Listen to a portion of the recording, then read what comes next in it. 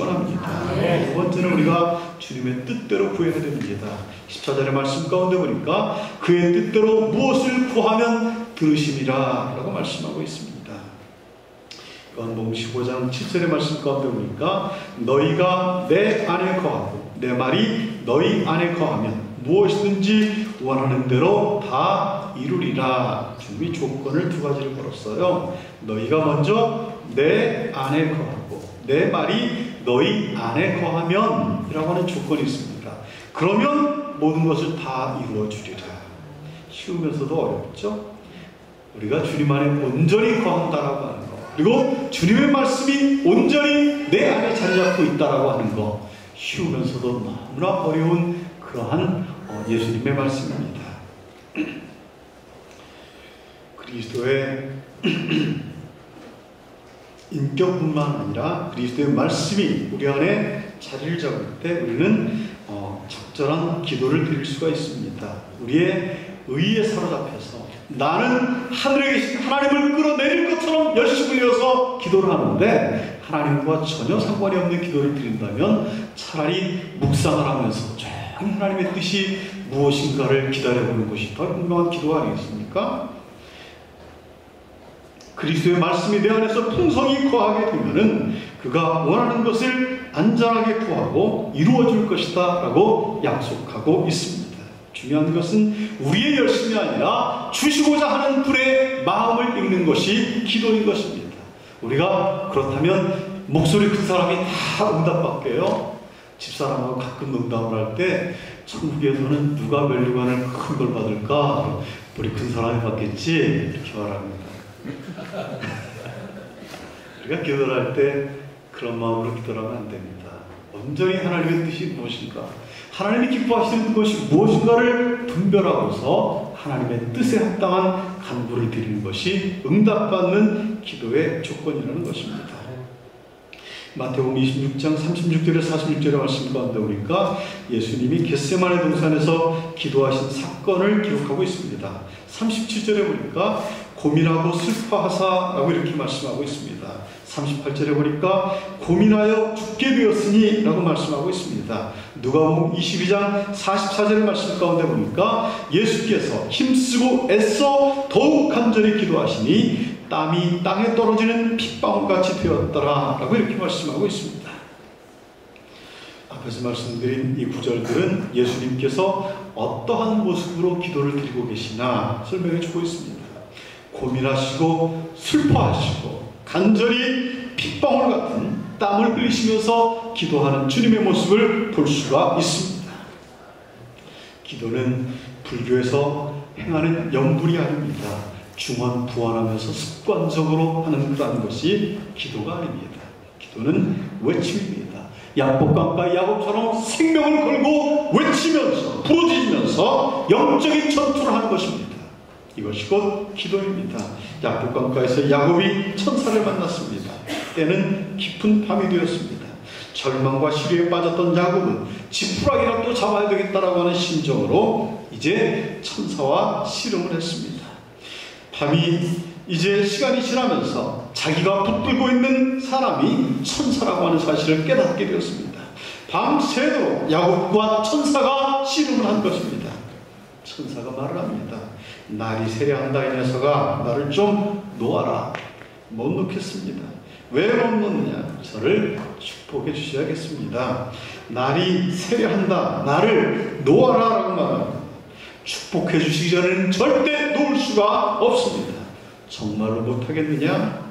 축복하시기 전에는 죽어도 못합니다. 야곱의 황도뼈를 천사가 쳐버립니다. 일격에 쓰러져 버렸습니다. 그러나 천사를 놓을 수가 없었습니다. 그날 고된 씨름으로 야곱은 이스라엘이라고 하는 축복을 받게 되었습니다. 야곱이라고 하는 이름은 어떤 이름이었습니까? 속이는 자라고 하는 이름입니다. 참으로 이름이 그렇게 은혜와는 상관이 없는 사람이에요. 교활하고 이름을 부를 때 야곱아 야곱아 라는 이 교활한 녀석아 교활한 녀석아, 얼마나 듣기 싫었겠습니까? 이스라엘이라고 하는 이름은 하나님과 겨루어 싸워 이긴 자, 천사와 겨루어 싸워 이긴 자라고 하는 축복을 받게 된 것입니다. 겟세마네 동산에 있을 수 있던 예수님의 기도 역시 피와 같은 땀을 흘리면서 하나님께 드렸던 결사적인 기도였습니다. 그리고 겟세마네 동산에서 드린 기도의 내용은 딱 한 가지입니다. 나의 원대로 마옵시고 아버지의 원대로 하옵소서. 나의 원대로 마옵시고 아버지의 원대로 하옵소서라고 하는 것이 예수님께서 드린 기도의 제목입니다. 우리는 어떻게 기도합니까? 하나님의 뜻을 조금 바꿔서 저의 원을 이루어주시옵소서 이렇게 기도하지 않습니까? 예수님의 뜻과 소원은 십자가의 고통을 겪지 않았으면 하는 것이었습니다. 그러나 그러한 자신의 뜻을 유보하고 하나님의 원하심과 뜻을 따르기로 한 것입니다. 나의 원대로 마옵시고 라고 하는 것은 나는 정말 이 십자가가 무섭습니다. 인간의 육신을 가진 예수님께서 고통스럽지 않겠습니까? 얼마나 참혹한 십자가였겠습니까? 그러나 그 십자가를 당신이 원하신다면 나는 이것을 지겠습니다. 나의 뜻대로 마옵시고 아버지의 원대로 하옵소서라고 이렇게 기도하고 있습니다. 찬송가 549장에 이 말씀을 인용을 해서 루터 교회 목사였던 벤자민 슈몰크라고 하는 목사님이 찬송을 지었습니다. 내 주여 뜻대로, 우리가 잘 부르는 찬송이죠. 1618년에 시작된 구라파의 신구교 전쟁은 1648년 전쟁이 끝나기까지 30년 동안을 징그럽게 구라파를 피로 물들였습니다.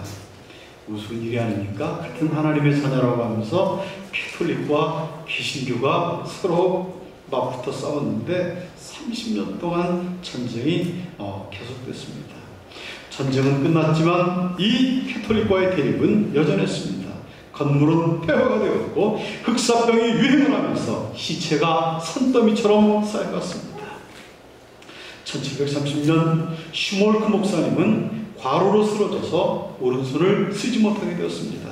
백내장으로 실명을 하게 되었습니다. 그는 앞을 보지 못하고 지팡이에 의지한 채로 이제 성도들을 신방하면서 가정가정을 살폈습니다. 어느 날 슈몰크 목사님 부부가 신방을 마치고 집에 돌아왔습니다. 그런데 집이 완전히 불이 타가지고 여기저기서 연기가 피어오르고 있었습니다. 집어 있어야 될 아이들이 보이질 않습니다. 잿더미를 파헤치니까 그 속에 어린 아이 형제의 시체가 있었습니다. 목사님이 두 아들의 시체를 앞에 놓고 울면서 드렸던 기도를 훗날 시로 옮겨서 찬송으로 옮긴 것이 이 찬송입니다. 내 주여 뜻대로라고 하는 것입니다. 이걸 영어 가사로 직역을 하면은 우리가 부르는 가사보다 조금 더 의미가 새롭습니다. 영어 가사를 직역을 하면은 나의 예수님 당신의 뜻대로 하소서, 당신의 뜻이 내 뜻이 되게 하소서, 슬픔 중이나 기쁨 중에 당신의 것으로 나를 인도하시고 내 주여 당신의 뜻이 이루어지이다 라고 이렇게 말하고 있습니다. 철저히 주님 당신의 뜻대로 하시옵소서.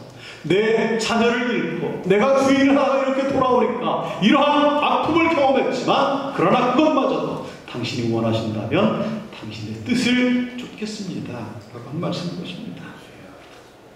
우리말로는 내 주여 뜻대로 행하시옵소서, 온몸과 영혼을 다 주께 드리니 이 세상 오락관 주 인도하시고 날 주관하셔서 뜻대로 하소서. 내 주여 뜻대로 행하시옵소서. 내 모든 일들을 다 주께 맡기고 저 천성 향하여 고요히 가리니 살든지 죽든지 뜻대로 하소서.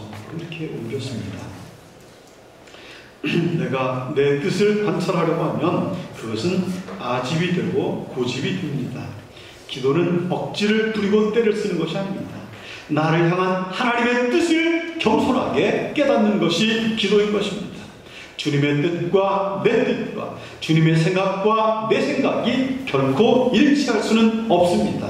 주님이 나를 향한 뜻이 무엇인가를 발견하는 것이 기도인 것입니다.